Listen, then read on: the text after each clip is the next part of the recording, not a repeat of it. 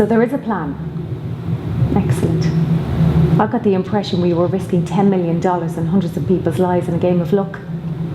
What else can you surmise, Mr. Bond? How about you, Miss Lind?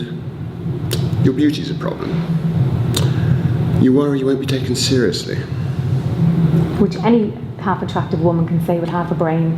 True.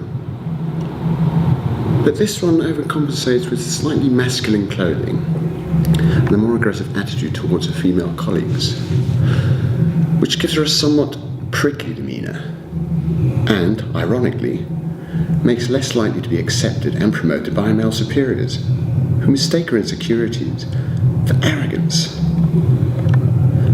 Normally I would have said only child, but by the way that you ignored the quip about your name and your parents, I'm going to have to go with orphan.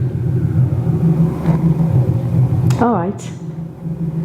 By the cut of your shirt you went to Oxford or wherever. Naturally think human beings dress like that. But you wear it with such disdain, my guess is that you didn't come from money, and your school friends never let you forget it. Which means that you were at that school by the grace of someone else's charity, hence the chip on your shoulder. And as your first thought of me ran to orphan, I'd say that's what you are.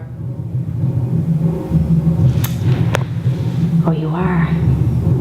I like this poker thing, which makes perfect sense, since MI6 look for male adjusted men who give little thought of sacrificing others in order to protect Queen and country. You know, SAS types with easy smiles and expensive watches. Rolex. Omega. Beautiful. Now, having just met you, I wouldn't go as far as calling you a cold-hearted bastard. No, of course not. But it wouldn't be a stretch to imagine.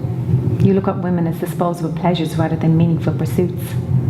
So as charming as you are, Mr. Bond, I would be keeping my eye on our government's money and off your perfectly formed ass. You noticed. Even accountants have imaginations. How was your lamb? Skewered. One sympathises. Good evening, Mr. Bond. Good evening, Miss Lind.